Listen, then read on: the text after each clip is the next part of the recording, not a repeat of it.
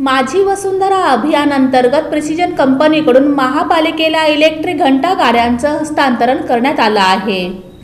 सोलापूर महानगरपालिका व precision camshaft limited यांच्या संयुक्त विद्यमानं माझी वसुंधरा अभियान अंतर्गत इलेक्ट्रिक व्हेकलला चालना देण्याकामी प्रिसिजन समूहाकडून सोलापूर महानगरपालिकेला शहरातील घनकचरा व्यवस्थापनासाठी इलेक्ट्रिक घंटा गाड्या हस्तांतरित करण्यात आल्या।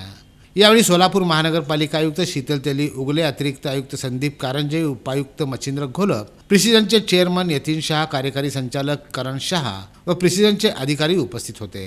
महापालिकेच्या सर्व घंटा गाड्यांचे रेट्रोफिटेड इलेक्ट्रिक गाड्यांमध्ये रूपांतर झाल्यानंतर इंधनावर होणारा मोठा खर्च वाचेल आणि कार्बन डायऑक्साईडचे उत्पन्न होणारे उत्सर्ग वाचेल।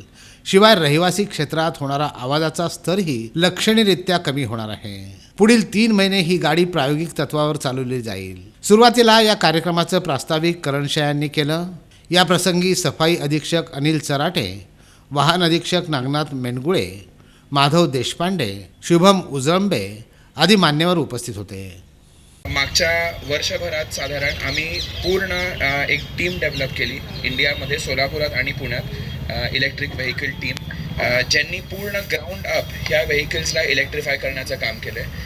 आणि मी आज प्राऊडली सांगू शकतो की ह्या व्हेकल्समध्ये ऑलमोस्ट 95% लोकलायझेशन आपण अचीव केलेलं आहे। सो इंडियात बनलेले व्हेकल्स आहेत हे, पूर्णपणे डिझाईन्ड, सगळे पार्ट्स जे ह्यात लागतात इन्क्लुडिंग ह्या व्हेकलमधले जे सेल्स आहेत बॅटरीचे, ते सुद्धा इंडियातच बनतात।